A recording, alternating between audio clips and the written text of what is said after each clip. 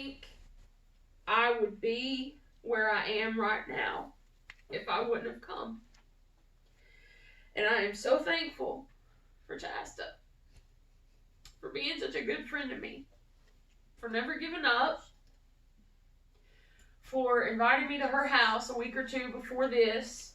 And then after that, I was like, I really want to go to church with Chasta, but I wonder if she'll want to go to church with me. I wonder if she'll want me to go with her. And I texted her, and she was like, yeah, let's go. I was like, wow, that was easy. And here I am. And so many doors have opened for me that I didn't even know were possible. I'll get it.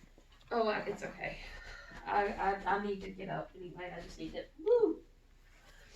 I don't know if I'll be sitting the whole time. But anyway, I just really felt led to share that. And now, we're going to talk about these two women who are different and similar in one way. They both have one verse where each of them are mentioned, which means I really had to rely on the leading of the Spirit when I was preparing this, because it's not like where you can go in and read Judges and read about Deborah. It's not like when you're preparing for Joel or Amos or anything else. You know, I really had to dig in and just kind of go with what the Lord said. I really had to be sensitive to that voice of the Lord. Like I really haven't ever been before. Not that I haven't prayed for guidance whenever I've taught, but I really had to dig in with this. Because he really had to show me. So we're going to talk about, I'm going to save the best for last. So we're going to talk about Little Miss Bad Girl, Noahdiah, first. And she's in Nehemiah 6:14. Give me just a minute to get there. Get a minute. Okay, there it is. Alright. Nehemiah 6, verse 14. Let me get there. And this is Nehemiah speaking. My God, think thou upon Tobiah and Sanballat according to their works, these their works, and on the prophetess Noahdiah and the rest of the prophets that would have put me in fear. So just to basically very quickly do a really quick mash-up summary of Nehemiah. Nehemiah was the cupbearer to Artaxerxes, the king of Persia. And someone from Jerusalem came in with a report saying that things were not good in Jerusalem, that the walls were down, the people, there was just a real, things weren't good. The people were downcast, and he was broken up about it. He fasted, he prayed, he went before the king. And when he went before the king, he was very sad, and I mean it was visible. It was physically visible because the king asked him, is like, what's wrong with you? You're not sick. And he tells him what's wrong. And he basically gets a commission from the king of Persia to go with the delegation of the army and implements too, I think, to help rebuild the wall. And he gets his commission to go back to Jerusalem. And when he gets to Jerusalem, he rebuilds. They set about rebuilding the wall, repairing the gates, building the breaches. And Tobiah and Sanballat, and there's another guy, Geshem. He's not in verse 14, but there's this little unholy trio of Sanballat, Tobiah, and Geshem. And they are just coming at him every which way they can. The first thing they do is they start heckling him. Isn't that how the devil starts? He starts making fun of you. That's how he comes after me. He'll start mocking you and making you feel, what are you doing? You really think you can do that? You really think you can build the walls? Really? You? You think you, little Miss Andrea, you spent most of your life feeling defeated. You really think you can get up and you really think you can preach? Now I do. Yeah, now I do. If you'd have asked me 30 minutes ago, I probably would have been like, I don't know. I know I want to, but I don't know if I can or not. But now I do. Then when he can't get you that way, they start threatening you. They start sending letters saying, we're going to come. We're going to come against you. They start saying they're going to send letters to the king of Persia. We know what you're doing. You just want to be king for yourself. You're not doing this to help anybody. You're just doing this for yourself. They come at him every which way they can. And Nehemiah just straps on his spiritual combat boots and just digs in and does not give up. And because of that, he and the Israelites are able to repair the walls. They're able to repair the gates, and they're able to restore the breaches. But it comes at a great cost. They have to do that. I mean, at one point, he's got his sword strapped on, and he's got a hammer, and he's working. And they've got half the people who are supposed to be working on the walls. Half of them are on guard duty, and the other half are actually helping to work. But they get it done. And so enter in this lady, well, that's a very loose term, I think, Noahdiah. Now there is some debate about her among especially Jewish scholars, because in the Septuagint, she is called a prophet, not a prophetess. They interpreted that she was a man. The reason for that, in Ezra 8:33, there is a man who is a Levite called Noahdiah who comes to Jerusalem with the first delegation with Ezra. I think that it could be two different people.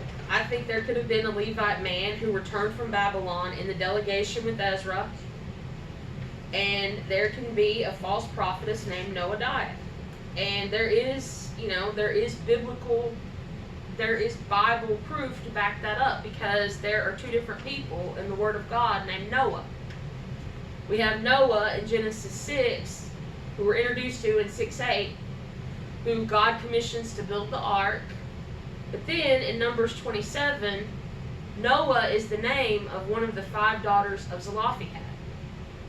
So I think there was a man named Noahdiah, and I think there was a false prophetess named Noahdiah. That's my belief.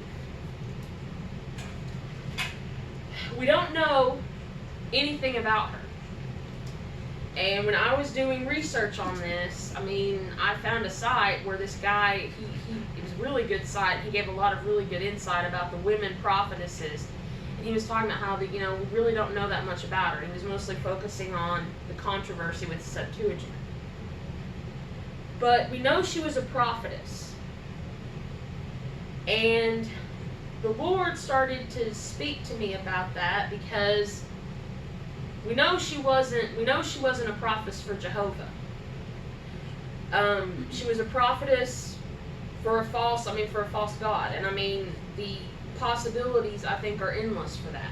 She could have been a priestess of Ishtar when they were in Babylon. There are other Babylonian gods, but Ishtar was one of the main ones. The gate of Babylon, the main gate, was the Ishtar gate into Babylon. She could have been a devotee of Zoroaster, which was the religion of Persia. She could have dabbled in that. These other guys, Sanballat and Tobiah, they were, I think, a Moabite, an Ammonite, and the other little guy, Geshem, he was an Arabian. She could have been, involved in any one of those religions. I don't know historically about this, but I've wondered, it's possible. She may have even, she could have been a priestess of Baal or Asherah. I don't know that it was prominent once they came back like it was before the captivity, but I'm sure it was underground to some extent. I don't think Baal and Asherah worship just completely died out in 70 years. I may be wrong, but I don't think that. So the possibilities are endless for what she could have been. I don't really think that's important, but I bring that up because there is a certain general formula that applies. For her to be a prophetess in a pagan religion, she was more than likely a priestess. Because priestesses, you were a priestess, and then usually if you had other powers, once you had other powers and those powers were on display, usually that's when you became a prophetess. She was a prophetess and a priestess. She was most likely a prostitute. Because prostitution was very rampant in the pagan religions. I mean, I can think of one pagan religion where the priestesses were chaste and took vows of chastity. If that was in Rome, the Vestal Virgins. But even if she wasn't a prostitute, she was still, at the very least, involved with fornication and adultery. And she was involved in witchcraft and spirits and all kinds of evil occultic things. And this little unholy group decided they were going to come against Nehemiah. And the way I read this, it's almost like you get the impression that she cursed them. I almost get the impression like she tried to curse them. Almost like what you see in Numbers 22 when the king of it's Moab. The king of Moab tries to get Balaam to curse Israel. And God closes his mouth and he can't. Now, I don't know that he was able to close Noahdiah's mouth, but the point is, even if she did curse him, that curse didn't do any good. It fell flat because ultimately the walls went up and Nehemiah was successful and God had the victory that day. Doesn't matter that she cursed him, doesn't matter that they probably paid her. That's another thing that the Lord, that the Spirit kept speaking to me, because in Judges 16, you have, Samson meets Delilah, and then not too long after he meets Delilah, you have this little delegation of Philistines that go to Delilah and say, hey, look, if you can find out the secret of Samson's strength, we're going to pay you. And we'll pay you good. We'll pay you 1,100, I believe it was 1,100 shekels of silver that we're going to pay her. No small sum. It's possible this woman was paid to curse. To put a curse on Nehemiah, to put a curse on the work of the wall, to put a curse on God's people. And I was sitting here when you all were praying, and I was thinking that, those voices that were whispering me to this morning, it was not unlike what these same people were trying to do to Nehemiah. It was the exact same thing. The only difference is we have a written account in the Bible of what they tried to do. This was all, as Joyce Meyer would say, the battlefield of the mind. And I am so empowered by this, because it doesn't matter what anybody else says. It doesn't matter what anybody else does. It doesn't matter if they come in and they kick you while you're down, they reject you, they do whatever they want to do. If you hold steadfast, if you strap on your spiritual sword and you keep your spiritual hammer in the other hand and you just keep digging and you just keep working and you just keep sweating away, doing what God's called you to do, He's going to reward that. And that makes me feel good. I mean, I feel like I'm teaching me, not so much that I'm teaching you guys. I feel like I'm teaching me. Like, I need this. Because anything that the devil could throw against me since I've been speaking in tongues, he's thrown everything at me but the kitchen sink. And I've had moments where I've been emotional and I've cried and I've had meltdowns. But I've also been listening. I've been listening a lot to the Surrounded album by Michael W. Smith, and I've really been listening to that song, Surrounded. And I tell you, there have been some days when I have felt so defeated and so bloody and so kicked and so out of breath, like I couldn't do anything anymore, and I would listen to that song, and that song would it was like pouring spiritual coffee, Red Bull into me, just giving me life. And I was like, it would start playing, and I would be like, this is how I fight my battles. And I would be real low, and then by the end I'd be like, this is how I fight my battles. This is how I fight my battles. It may look like I'm surrounded, but I'm surrounded by you. And I just, woo, wow, whoa, woo. Okay. I'm not used to all this. Wow. I shouldn't have said anything about spiritual Red Bull. Woo! I feel like I just got a big old chug down my spiritual throat right now. Woo! It doesn't matter. You know, and what's funny, I was thinking about this too. If these people lived today, if Noahdiah and Sanballat and Tobiah and Geshem and whatever their names are, if they were alive today, they would probably have their little selfies. She would probably be standing there looking gorgeous, trying to do duck face selfies, at least 1,000. They would be on Instagram. Everybody would know who they are. Her name is recorded in this word. I want to point that out. We know her name. We know her name. We know that she was Noahdiah, and she was called a prophetess. But her name is recorded in this Bible not as a testimony of faith, but as a testimony to her evil. Because she's Noahdiah, the false prophetess, who tried to curse Nehemiah, who tried to stop God's work, and was unsuccessful.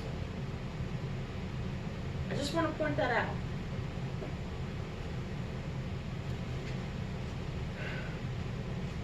That's really all I have about Noahdiah. One other thing I have to say, I forgot about this. Her name, it's interesting. Her name means meeting with the Lord. And when I saw that, when I found that out, immediately in my notes, I had this thought. I thought, which Lord? Because she wasn't meeting with my Lord. She wasn't meeting with your Lord. She wasn't meeting with Jehovah. She wasn't meeting with Jehovah Jireh. She wasn't meeting with Jehovah Nisi, Jehovah Rapha, whatever. She wasn't meeting with the King of Kings, the Lord of Lords. She wasn't meeting with the Great I Am. She wasn't meeting with the Most High. She was meeting with men and false gods and the devil. And it's funny because that's what her name means in Hebrew. That's what it means, meeting with the Lord. And it's kind of sad because she doesn't really live up to her name. Because, she doesn't meet with the Lord. She misses it. She misses it by a country mile, as my granny would say. She misses it by, 10 country miles, truthfully. She misses the boat. And when you hear stories about people like that, I have to wonder if somebody like that, with that kind of power, could be turned on to God and find God and have a meeting with God and come to a saving knowledge of God, what could they do? They may have power with Satan, but what could they do? What could God do with somebody like that? How could he harness all of that power? She could have done she could have done great and mighty things. She could have been an amazing prophetess. Instead of being allied with these losers, she could have been, an advisor to Nehemiah, helping him. Who knows?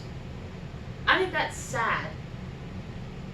I think that's so sad when you see people in the world who are so gifted, who have so much influence and so much power, and it's all sold over to Satan, and it's waste. It's such waste. So, that's what I have on Noahdiah. Now, I did say I was saving the best for last, and I am. Because we know even less about Isaiah's wife. We don't know anything about her. Hardly. Very little. Not nearly as much as we know about Noahdiah. Let's just say it like that. So, I'm going to turn over to Isaiah 8 now, and we're going to find out who his wife was.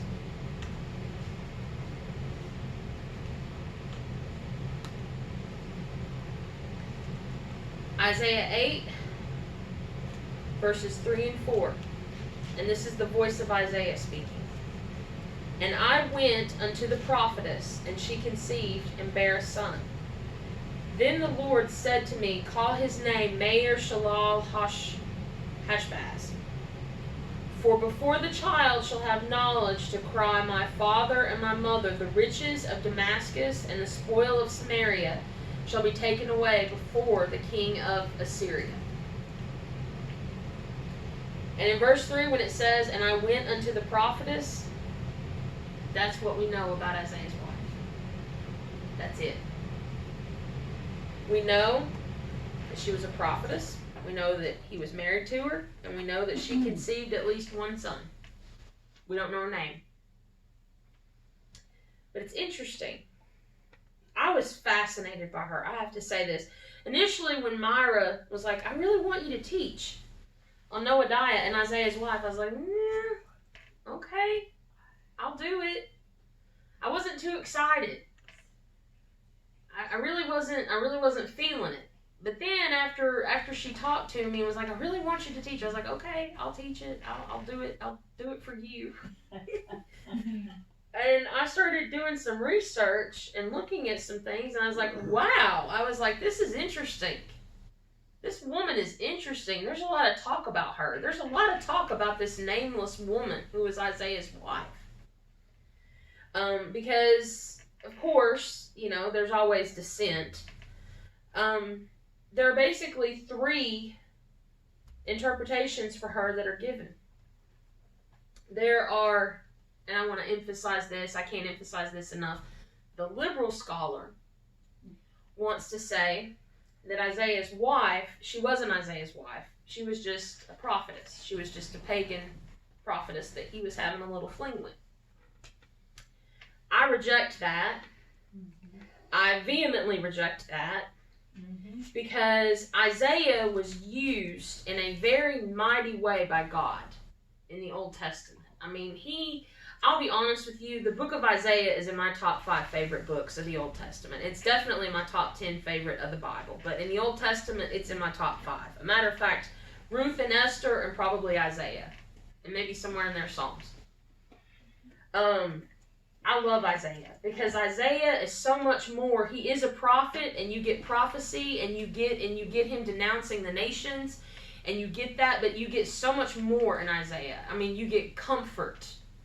You get, dare I say it, you almost get grace before grace is really given, before Jesus ever, touches earth. We know about Jesus. We know more about Jesus, from him. I mean, I don't know about you, but I mean, every Christmas, when I see Christmas cards, most of the Christmas cards that are religious that I see usually have a quote from Isaiah, For unto you a son is born, and unto you a son is given. I see that more than I see anything from Luke or anything like that. And just consider this about Isaiah. And I actually had to dig and do a little research about this. There are 66 books of the Bible. Isaiah has 66 chapters. 39, the Old Testament, 39 of the books in the Bible deal with the law. God giving the law in the Old Testament. And God's judgment. 39 of the chapters in Isaiah, the first 39 chapters, deal primarily with that. The 27 books in the Old Testament deal with God's grace, God's mercy. You see flourishes of grace and mercy, and you see comfort in those last 27 chapters of Isaiah. On top of that, Isaiah, for the prophets, I mean, he was sort of the Billy Graham of the prophets. I mean, because he was a priest, he was a prophet, he was an advisor to Hezekiah. He was Hezekiah's chief advisor. He was someone that was trusted implicitly with state decisions, given secrets. God really blessed him in a way that, he put poor Jeremiah through the ringer, and he gave, it's different how God works, isn't it? He exalts one, and he gives one, this burden, this message that's a burden, and he suffers for it. And I'm not saying that Isaiah didn't suffer, but Isaiah was exalted. He had position. He had authority. He was somebody that, whether you knew him personally or not, you knew of him. You knew who he was. Even if you didn't know him, you knew him. You knew his name. You knew about the man. I don't think God would have done any of that if Isaiah had been out dabbling with pagan priestesses. I don't think he would have anointed the New Testament to those writers, especially the Lord. And another thing I found out, of the 27 books of the New Testament, 20 of those books have direct reference quotations from Isaiah. Almost more than any other book of the Old Testament. That's influence. Mm-hmm. Furthermore, when Jesus wants to begin his earthly ministry, he walks into the local synagogue, asks to read the scroll, and when he reads the scroll, he reads from the book of Isaiah and says, after he finishes reading, he says, today in your hearing, the prophecy or these words are fulfilled. And they want to take him out and they want to stone him. But I don't think it's a coincidence that he chose Isaiah. I do not think that for a minute. So I reject that. Mm-hmm. The second theory is she's called the priestess because she's Isaiah's wife, or a prophetess, and he was a prophet. I reject that too, because Isaiah calls her the prophetess. Now I could see if the book of Isaiah was written by another person, someone else saying the prophetess gave birth to the son of Isaiah and calling her the prophetess and not giving her a name. I could see that. And it being because she was his wife exclusively. But all of the other priestesses of the Old Testament, Miriam, Deborah, Huldah, they're all called priestess in their own right. It has nothing to do with the position of their husband. And actually, Deborah, the only thing we know about her husband is his name, and that's it. We know more about her than him. So I reject that too.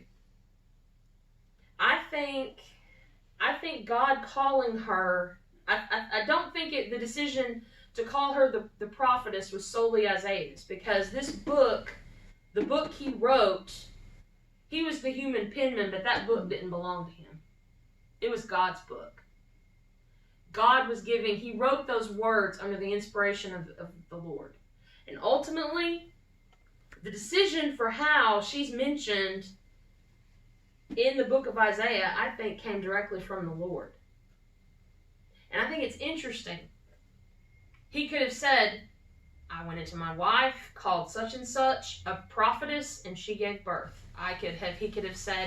He could have given us her name and not said she was a prophetess, but he says the prophetess. That's so interesting to me. And when I was pondering that, I've been pondering that all week. The Lord kept taking me to Luke 10, verses 38 to 42, and I'm not going to go there and read it. That's the story of Mary and Martha. And it's interesting, in the first two verses, I think it's in verse 38, we learn about Martha. And in the scripture it says, and there was a woman named Martha. And then it lists the village of Bethany. She had a house. And she had a sister called Mary. Not named Mary, but called Mary. Which I think is interesting. Why would it say called Mary? And then I started thinking about that, and I was like, okay. I was sitting there, I can remember asking the Lord, I was like, okay, what does that have to do with Isaiah and the prophetess? There was a man named Isaiah who had a wife who was called the prophetess. Because if you bear out what the name Mary means in Hebrew, it means bitter. So it's possible that Mary's name, she was called bitter, but maybe she had another name. But she was called bitter. My name's Andrea. I used to go to elementary school. Kids in elementary school, even though my name is Andrea, used to call me Fatso. Doesn't mean that my name's Fatso, it just means that's what they call me. You can be called something and be named something else. Does that make sense? Why was she called? She was called the prophetess. That's what he wanted us to know about her. I want us to turn, and I actually am going to turn here. Oh, wait a minute. Before I do that, let me back up. Their son, Mayer Shalal Hashbaz, the name means quickly to the plunder, and it's basically just a word of prophecy about how Assyria is going to come in. I mean, it says that in Scripture, but it doesn't define the name, quickly to the plunder. When I thought of that, I thought, oh, okay, this is kind of like in Hosea, when he had all his kids by Gomer, and each of the names of their children had a special prophetic meaning. It was that name was a word. It was a prophetic word to the people. Let's go to Luke 1, 5, 6. And this is where I was trying to think, well, when I was reading this and really asking the Lord to show me things, I was like, well, show me about their relationship. What kind of, because we don't get any sense of what kind of relationship their marriage was like, seemingly. So Luke 1, verses 5 and 6. There was, in the days of Herod, the king of Judea, a certain priest named Zacharias, of the course of Abiah. And his wife was of the daughters of Aaron, and her name was Elizabeth. This is important. Pay attention to this. And they were both righteous before God, walking in all the commandments and the ordinances of the Lord blameless. That verse, the Lord kept taking me to that verse time and time again when I would ask him, give me some insight about, the marriage, because we have nothing about the marriage. I think, based on the moving and the inspiration of the Lord, I think that Isaiah and his wife were both righteous. They both walked before God. And I think she was the woman beside the man. Not the woman behind the man, but the woman beside the man. And I'm going to digress for a minute. I hate it when people say, behind every great man is a great woman. No, a great woman is not behind her man. The Lord did not create woman He did not take a sliver of Adam's spine and create a woman.